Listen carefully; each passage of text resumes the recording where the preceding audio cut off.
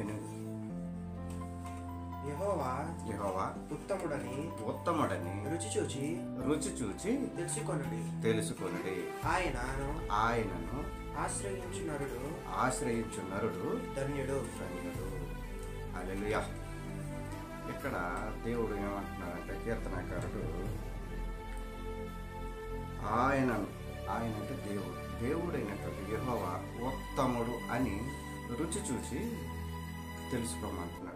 రుచి చూడటం అంటే ఘన పదార్థాలు అయితే నాకో తిను రుచి చూసి చెప్పగలుగుతాం. అదే ద్రవ పదార్థాలు అయితే తాగి అవి రుచిగా ఉన్నాయా, టేస్టీగా ఉన్నాయా, చేదుగా ఉందా అని మనం చెప్పగలుగుతాం. కానీ ఒక వ్యక్తి దేవుడు ఉత్తముడు అని ఎలా చెప్పగలుగుతాం? దేవుడు ఉత్తముడు అని చెప్పడానికి అవకాశం ఎలా ఉంటుంది? ఏ రకంగా మనం చెప్పవచ్చు ఈయన ఉత్తముడు అని? ఆయన వ్యక్తిత్వాన్ని బట్టి, ఆయన చేసే పనులు బట్టి, ఆయన చేసే కార్యాలను బట్టి చూసి మనం ఈయన ఉత్తముడు అని చెప్పడానికి అవకాశం ఉంటుంది. అశోకుడు చెట్లు నాటించెను అని మనం చదువుకున్నాం. అశోకుడి కాలంలో అప్పుడు మనం ఉన్నామా? లేము. కానీ అశోకుడు చెట్లు నాటెను అన్న విషయం మనకు తెలిసి ఆయన ఒక మంచి పని చేశాడు అంటే ఆయన గుడ్ క్యారెక్టర్ అని ఆయన కూడాను మంచివాడు అని మనం కితాబిస్తూ ఉన్నాం.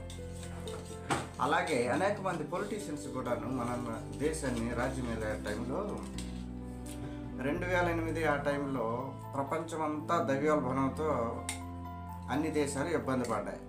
కానీ ఒక భారతదేశం మాత్రం ద్రవ్యోల్బణపు లోటులో లేకుండా సాగిపోయింది. ఎందుకంటారు? అప్పుడు మనకు పరిపాలించేటటువంటి ప్రధానమంత్రిగా ఉండేటటువంటి పివి నరసింహారావు, ఆర్థిక మంత్రిగా ఉండేటటువంటి మన్మోహన్ సింగ్ వాళ్ళు తీసుకునేటటువంటి సంస్కరణలు, వాళ్ళు చేసేటటువంటి వినూత్నమైనటువంటి కార్యక్రమాల వల్ల మనం ఆ ద్రవ్యోల్బణాన్ని నుంచి తప్పించుకోగలిగాము అని చెప్తూ ఉన్నాం.